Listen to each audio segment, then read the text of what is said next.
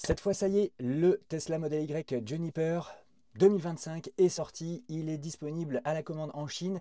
Je vous propose aujourd'hui une nouvelle vidéo pour répondre à une question très simple. Est-ce que la Xpeng G6, dont je suis le propriétaire depuis quelques jours maintenant, vaut toujours le coup face à cette nouvelle Tesla Model Y? Et on en profitera aussi pour la comparer avec la Tesla Model Y actuelle, celle qui est encore disponible pendant quelques mois, la 2024. Et on ira voir, donc on comparera leurs specs à ces voitures. Également, on regardera ce que ça donne au niveau des prix et de la LOA. Je sais que vous avez posé beaucoup de questions sur la LOA lors de ma dernière vidéo dans laquelle je vous présentais le choix de ce Xpeng G6. Eh bien, je vais répondre à ces questions-là plutôt vers la fin de cette présente vidéo. Donc, on ne va pas faire un tour très détaillé des nouvelles fonctionnalités. Vous avez déjà sans doute vu la vidéo de Tesla Geek, elle est super, allez-y. Voilà, il n'y a aucun souci, il est vraiment très complet. Mais je pense que c'est quand même intéressant de refaire vite fait le tour de cette nouvelle Model Y pour en voir les principales nouveautés.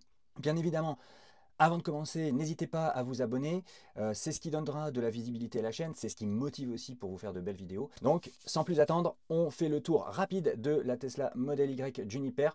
On fera un tout petit tour rapide aussi, voilà, pour que vous n'oubliez pas ce que c'est que la Xpeng G6, donc on fera un petit refresh là-dessus. Et puis on partira sur la comparaison des specs et des prix, achat et LOA. Je suis connecté au site hongkongais en fait pour avoir les autonomies WLTP, mais on verra ça donc dans les specs détaillés dans un tableau que je vous ai préparé. Donc on va déjà faire un peu le point sur les nouveautés principales. Donc déjà vous voyez, donc on a un nouveau design, hein, un très beau bandeau LED à l'avant qui nous donne des feux de jour qui sont assez jolis, je trouve. L'arrière est plutôt réussi avec un large bandeau LED qui fait toute la largeur de la voiture tout simplement et qui rétro-éclaire en fait le lettrage Tesla qui est juste en dessous ici. Vous avez donc également donc, un diffuseur qui est plutôt proéminent. Alors il faudra voir précisément la matière dans laquelle il fait, mais il fait peut-être un peu plastique. Personnellement, j'accroche moyen. Bon, après les goûts et les couleurs, ça se discute pas. Deux nouvelles jantes qui ressemblent quand même très fortement donc, à celles de la Model 3 Highland. Je vais faire assez vite. On voit bien ici donc le fameux bandeau LED à l'arrière. Belle intégration, je trouve. Ensuite, vous avez donc un nouvel intérieur qui correspond peu ou prou donc à celui du modèle 3 Refresh, enfin voilà, le modèle 3 Highland, avec des matériaux un peu similaires. La particularité, c'est que a priori, il devrait y avoir un commodo donc pour faire effectuer les dépassements peut-être un peu plus en sécurité. Alors sur les images de là qui défilent, on ne le voit pas, mais dans le configurateur, cela apparaît. C'est Tesla Ad qui l'a d'ailleurs signalé en premier, Adrien. Donc grosse nouveauté également, c'est sur cette banquette arrière. Vous avez peut-être vu, mais on va le voir juste après.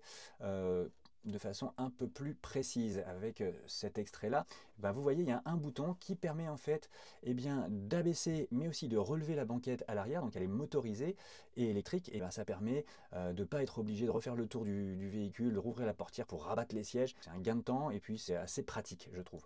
Ce qui est différent par contre, c'est qu'on nous parle de plusieurs caméras donc à l'avant, et on le verra donc sur d'autres images dans le configurateur. Il y a bien a priori une caméra maintenant frontale donc dans le bouclier avant. On pourrait s'attendre à une caméra 360, que nenni, a priori, s'il ne communique pas dessus, c'est qu'elle n'est pas disponible. Il n'y aura pas de vue 360 sur cette auto, en tout cas pour le moment, ce n'est pas prévu. Que ça arrivera dans une mise à jour, c'est toujours possible avec Tesla. On a ici une belle vue en blanc, moi je la trouve assez sympathique puisque elle est très fluide au niveau de ses lignes, elle est très épurée. Alors moi j'aime beaucoup l'avant, je le trouve très fin, très beau. Par contre l'arrière j'ai un petit peu de mal, je vous dis, avec ce diffuseur qui me paraît un peu mastoc. Sur l'image qui est en dessous, je crois qu'on aperçoit effectivement la caméra frontale dont je vous parlais. Donc elle existe, elle est bien là, en plus des caméras qui sont comme toujours ici placées en haut du pare-brise. En termes de nouveautés, il y a un nouveau coloris bleu arctique. On le verra lorsqu'on fera un petit tour sur le configurateur tout à l'heure. Ce qui est également notable, c'est une acoustique meilleure avec une meilleure insonorisation, avec un nouveau vitrage acoustique. On va rentrer dans le détail des specs, donc je ne vais pas tout vous détailler sur ce tableau-là, mais deux versions sont donc disponibles. Une version propulsion, autonomie standard, et une version long range 4 roues motrices dual motor avec des specs un peu différentes. On va les détailler après dans un tableau, ça sera plus clair, ça sera plus simple. Ce qu'il faut savoir en termes de dimension, c'est qu'on est à peu près sur le même poids, à une vingtaine de kilos près, elle est un peu plus lourde. En termes de longueur également, elle fait un peu plus de 4 cm de plus que le modèle Y actuel. Sinon, le reste, la largeur, la hauteur, c'est la même chose. Ce que je vous propose, c'est d'aller faire un petit tour tout de suite sur le site de Xpeng. La G6 de chez Xpeng, bon bah vous l'avez devant vous. C'est un véhicule qui ressemble en termes de gabarit très fortement au modèle Y actuel et futur. Il fait à peu près les mêmes dimensions, même hauteur, même longueur et même largeur. Même forme également, donc un peu ovale, tout simplement pour soigner le CX. Ce qui va le différencier, c'est bien sûr ses batteries, son autonomie, sa puissance de recharge. On va regarder ça dans les specs juste après. Bon voilà, moi c'est un véhicule que j'aime beaucoup au niveau du design. Alors on retrouve tout de suite les mêmes codes stylistiques au niveau donc du bandeau LED à l'avant. C'est un code stylistique qui plaît beaucoup en Chine. Vous avez peut-être vu d'ailleurs ma dernière vidéo où je vous dévoilais en fait le choix de mon véhicule en remplacement de la modèle 3. Donc moi j'ai craqué pour ce Xpeng G6. Il est tout confort, il est toute option, il est hyper techno, mais on va le voir tout ça dans les specs. Je ne vais pas commencer à détailler ça, sinon la vidéo va durer trop longtemps et je sais que je parle beaucoup. Moi j'avais craqué pour son confort. Ce sur quoi je suis vite passé sur le modèle Y 2025, c'est qu'il nous est présenté comme étant plus smooth avec une nouvelle suspension, donc ça c'est hyper important quand même de le préciser. Bon pareil, vous avez la caméra frontale, on la voit, elle est intégrée un petit peu différemment donc à l'avant là. On va pas le détailler, je vous en ai déjà parlé dans 2 autres vidéos au moins sur cette chaîne. On ira le configurer tout à l'heure, le Xpeng G6, mais je voulais vous montrer une photo de l'intérieur en blanc comme ça. C'est d'ailleurs celui que j'ai pris, donc c'est un gris clair en fait, c'est pas vraiment blanc, c'est moins blanc clair comme celui de Tesla. Pour moi le niveau de finition par rapport au modèle Y d'aujourd'hui est nettement supérieur sur le Xpeng. Un petit aperçu de l'arrière, qui est donc sur cette version orange. C'est simple, au niveau d'Xpeng G6, vous avez aucune option quasiment, donc à part une couleur, enfin voilà, une peinture métallisée et le crochet d'attelage, c'est tout ce que vous pourrez configurer.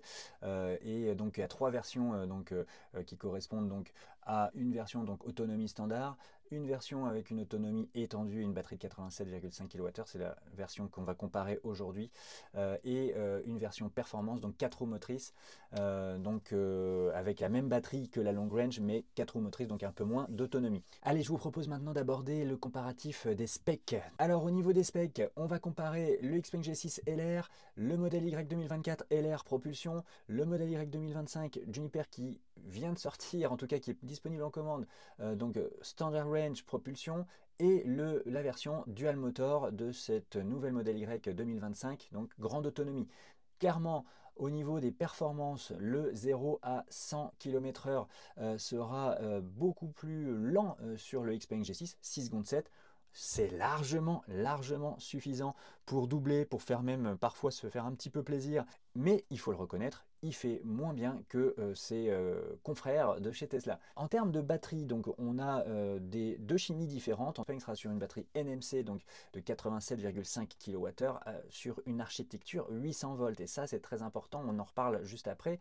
Les Tesla donc seront sur des batteries LFP. 2024, 75,5 kWh environ sur une architecture 400 volts. Les nouveaux donc seront dotés d'une version de batterie un petit peu plus avec un peu plus de capacité, 62,5 kWh pour la version propulsion standard range et 78,4 kWh pour la version grande autonomie 4 roues motrices. Ce qui donne des autonomies très différentes. Donc le modèle Xpeng G6 LR sera doté de 570 km d'autonomie WLTP. Clairement, le plus autonome de ce comparatif, ça sera le modèle Y propulsion grande autonomie d'aujourd'hui, puisqu'il a 600 km WLTP d'autonomie. Et les 2 nouvelles versions de la Juniper qui va arriver proposent pour la standard range 466 km et pour la version dual motor 551 km. Je pense qu'à un moment donné, on aura une long range propulsion également, mais ce n'est pas le cas pour le moment. 466 km, clairement pour moi, je reviens à moi, désolé, je reviens à moi, oui je sais, mais ça n'aurait pas pu matcher avec mon besoin et je n'aurais pas pu le mettre dans mon comparatif. On va le comparer quand même au Xpeng G6, même s'il y a 100 km d'autonomie WLTP en moins de différent entre les deux. Ce qui est très important, donc je vous le signalais, donc on est sur une architecture 800 volts pour Xpeng. Ça commence maintenant à être un standard en Chine. Ça ne l'est pas encore chez les constructeurs européens et ça ne l'est pas encore du tout chez Tesla. Les modèles Y de 2025 sont toujours sur une architecture 400 volts et ça donne justement des puissances de recharge pour le modèle Standard Range Propulsion de 175 kW, donc un petit peu mieux que la version propulsion actuelle. Et pour la version modèle Y Dual Motor, on sera sur du 250 kW. Bien sûr, la modèle propulsion grande autonomie d'aujourd'hui a la même puissance de recharge, c'est-à-dire 250 kW, ce qui fait qu'en termes de vitesse de recharge, on sera sur une recharge de 10 à 80% sous les 20 minutes avec le Xpeng, ce qui est quand même 10 minutes de moins environ que sur les modèles Y qui arrivent. En 15 minutes avec la version actuelle, vous allez pouvoir récupérer 241 km, mais ça c'est dans les meilleures conditions à vitesse de charge constante, ce qui n'est jamais le cas, on le sait bien, dans la vie réelle. 15 minutes pour récupérer 229 km sur le modèle Y Standard Range de 2025 et 15 minutes pour récupérer 266 km sur le LR Dual Motor. La version Dual Motor de la modèle Y 2025 fait mieux en termes de rapidité de vitesse de recharge que la modèle grande autonomie Dual Motor d'aujourd'hui, puisque aujourd'hui, donc je relis mes petites notes, elle a une vitesse de recharge qui lui permet d'ajouter 241 km en 15 minutes, hein, la version Dual Motor. Pour ce qui est de la modèle Y 2025 Standard Range, donc elle récupère 229 km en 15 minutes, ce qui est moins bien que la version modèle Y propulsion actuelle et que la version propulsion grande autonomie actuelle, puisque ces deux versions permettent de récupérer 241 km environ en 15 minutes. Et là, on y perd donc avec cette future modèle Y 2025 en termes de vitesse de recharge. Alors, on continue avec les specs, et là, on va commencer par les specs que la G6 n'a pas face à la concurrence Tesla. Alors, 5 choses essentielles que j'ai pu noter.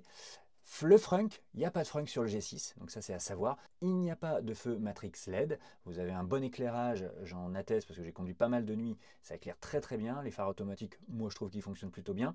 Sur le G6, vous n'allez pas avoir bien entendu l'écran arrière qu'il y aura maintenant sur le modèle Y de 2025. Ce que vous n'aurez pas avec votre G6, c'est la banquette motorisée. Il n'y a pas de véritable mode one pedal sur le Xpeng G6. Il va aller jusqu'à quasiment s'arrêter donc à 2 km/h, mais vous aurez à terminer donc simplement en posant le pied sur le frein pour pouvoir arrêter le véhicule. Il y a un auto hold, donc si vous appuyez vraiment sur la pédale de frein à fond, le véhicule va se stopper. Quand vous êtes avec le mode de conduite autonome, et bien là le véhicule va à l'arrêt, donc dans les bouchons il s'arrête réellement.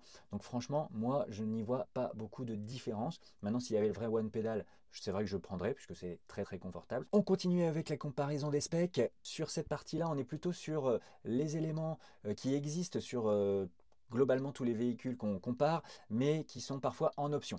Tous les véhicules donc nécessiteront de prendre une option si vous voulez sortir du blanc traditionnel. Elle est juste beaucoup moins chère chez Xpeng puisqu'elle coûte 800 €, alors que si par exemple vous voulez passer sur du Quicksilver, qui est vraiment un très très beau gris, j'adore, sur Tesla, eh bien vous serez sur 2600 €. Alors le Xpeng G6 est équipé de jantes 20 pouces en série, alors que ça sera une option que vous devrez rajouter et qu'on rajoutera dans le comparatif de prix tout à l'heure, puisque ça coûte 2100 € de passer sur des jantes 20 pouces chez Tesla. Intérieur blanc de série sur Xpeng, en option 1190 € chez Tesla. Stationnement et dépassement donc automatique, le fameux EAP de Tesla, il est de série donc sur le modèle Xpeng G6, alors que c'est une option qui est facturée 3800 € chez Tesla. Et vous aurez des commodos de série avec le Xpeng G6 et également avec le modèle Y 2024. Par contre, il y aurait un seul commodo sur la version 2025 du modèle Y. Au niveau des sièges, avant, vous avez des sièges chauffants et ventilés sur le Xpeng G6 de série. Vous ne les trouverez que chauffants dans le modèle Y de 2024. Par contre, ils seront également ventilés et chauffants sur le modèle Y 2025. J'en viens maintenant à 3 fonctionnalités que vous ne trouverez pas chez Tesla.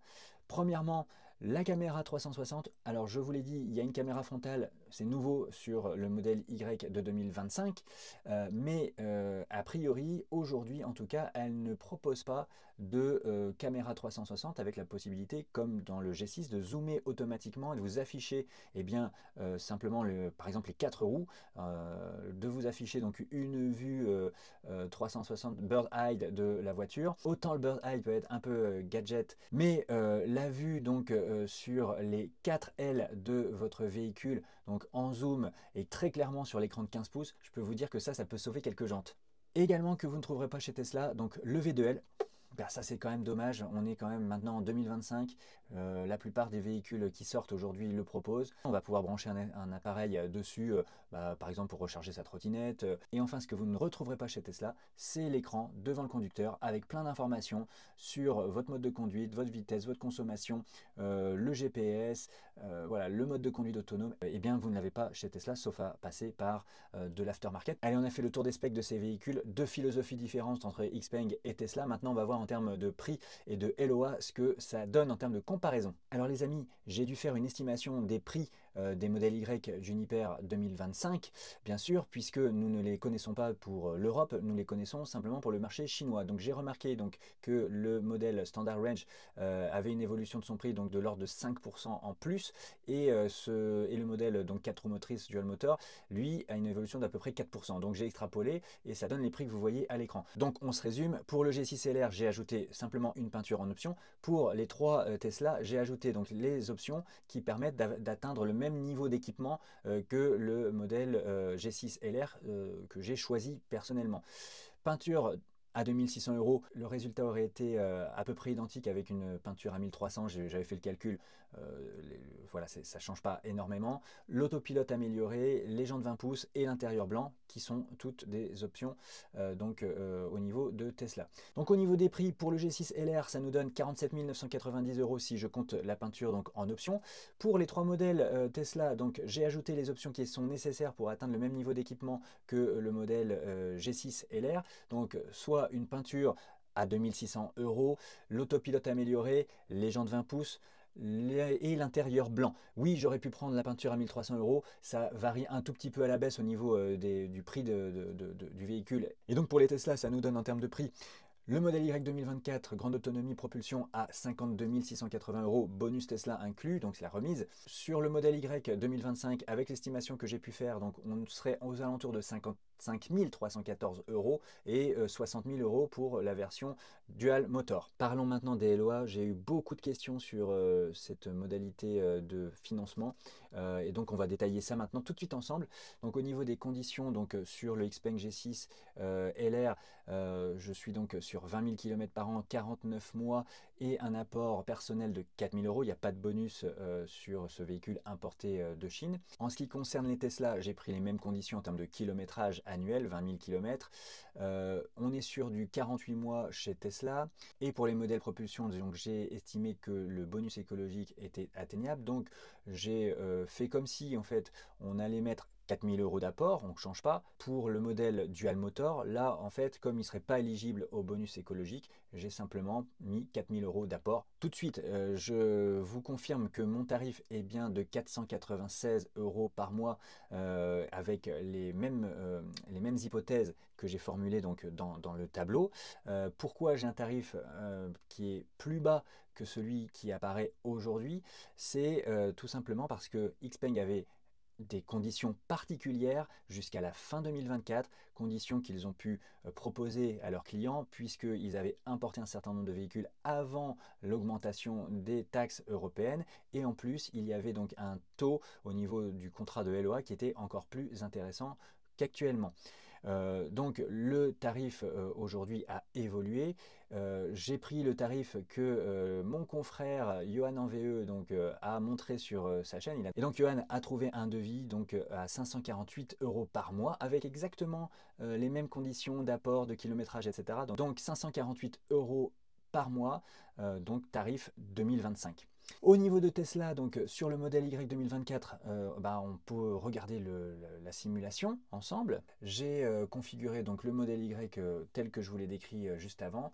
On est donc sur le modèle grande autonomie avec le Quicksilver à 2600 €, les jantes 20 pouces 2100 €, l'intérieur noir et blanc 1190 €, le pack autopilote amélioré à 3800 €, et donc eh bien, ça nous donne un paiement donc en LOA à 615 € par mois. L'apport est bien de 6000 € tel que je vous l'avais décrit, et on est sur une durée de 48 mois et 20 000 km annuels. Un petit tour sur le configurateur donc de Tesla Hong Kong pour que vous puissiez voir le coloris bleu acier. Donc moi je l'aime bien, franchement je le trouve sympa. Et également ce que je voulais vous montrer, ce sont donc les nouveautés donc, que Tesla met en avant donc, sur cette petite page là du configurateur. Un truc super sympa, c'est qu'on a donc un logo qui a été créé spécialement pour ce lancement. Donc il y a la Launch Series, donc avec, regardez bien, un petit badge et un éclairage donc sous la portière, et un insert également donc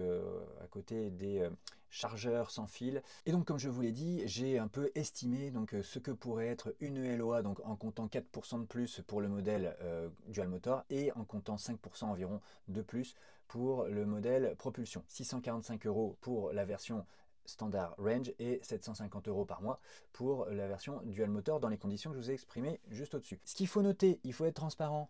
Chez Tesla, vous n'avez aucun entretien obligatoire, et ça c'est clair, c'est un avantage non négligeable. Vous faites ce que vous voulez au niveau de l'entretien. Il y a des entretiens qui sont préconisés, vous pouvez les faire comme ne pas les faire. Ça c'est votre responsabilité, mais vous ne serez pas forcé. Alors que chez Xpeng, les concessionnaires souhaitent gagner de l'argent sur l'entretien des véhicules. Voilà, il faut le dire, il faut être transparent, mais en même temps ça peut être très sécurisant quand même d'avoir un contrôle sur son véhicule périodique. En termes de conditions, donc c'est un entretien annuel obligatoire ou alors à 20 000 km. Et donc environ il faudra compter 250 € par entretien. Voilà donc ce que ça donne en termes de prix et de LOA. Dites-moi si vous pensez que mes estimations sont bonnes ou si elles sont erronées, donc faites-moi savoir ce que vous auriez pu calculer. Maintenant, ce qui est clair, c'est que Xpeng avec son G6 fait très fort compte tenu du niveau d'équipement donc en standard avec 548 € par mois. Et même si on ajoute l'entretien obligatoire annuel, vous voyez bien qu'on est quand même gagnant en termes de prix côté Xpeng. Bon, maintenant qu'on a dit tout ça, je pense que c'est l'heure de passer au verdict. Bon, vous vous rappelez de la question initiale, est-ce que le G6 de chez Xpeng vaut toujours le coup face au modèle Y Refresh, donc la version 2025 qui arrive en Chine et qui arrivera prochainement donc en Europe. J'ai pas précisé, mais donc les premières livraisons en Chine sont attendues au mois de mai. Ça veut dire que c'est pas avant mai a priori en Europe également. Pour moi, le Xpeng G6 a été mon choix, donc voilà, ça sert à rien de tourner autour du pot. Pour moi, il reste meilleur en tout cas que le modèle Y de 2024. Est-il encore meilleur que le modèle Y Juniper en termes de rapport qualité-prix? Moi, j'aurais tendance à dire que oui, puisqu'on le voit bien, donc à un tarif inférieur, vous aurez des éléments d'équipement que vous ne retrouverez pas sur le modèle Y de 2025. Je pense à l'écran, je pense au mode V2L et je pense à la caméra 360 pour l'instant. Celle-ci pourra peut-être venir avec une mise à jour OTA, puisque on l'a vu, donc elle figure bien a priori donc à l'avant du véhicule. Il y a une caméra supplémentaire. Maintenant, c'est une histoire aussi de goût, de style. Il faut aussi préciser qu'avec Tesla, certains seront rassurés par les superchargeurs et le réseau de superchargeurs Tesla qui est fiable, efficace. Donc voilà, le verdict, c'est vous qui le faites. À mettre aussi dans la balance la puissance de recharge qui est nettement supérieure chez Xpeng. Voilà les amis, maintenant c'est à vous de commenter pour me dire ce que vous avez pensé de la vidéo, mais surtout pour me dire quel est votre choix entre le Xpeng G6 et les versions de modèle Y qu'on a pu voir ensemble. Voilà, je m'arrête là, c'était déjà assez long. Merci à vous, à très bientôt, ciao, et n'oubliez pas de vous abonner.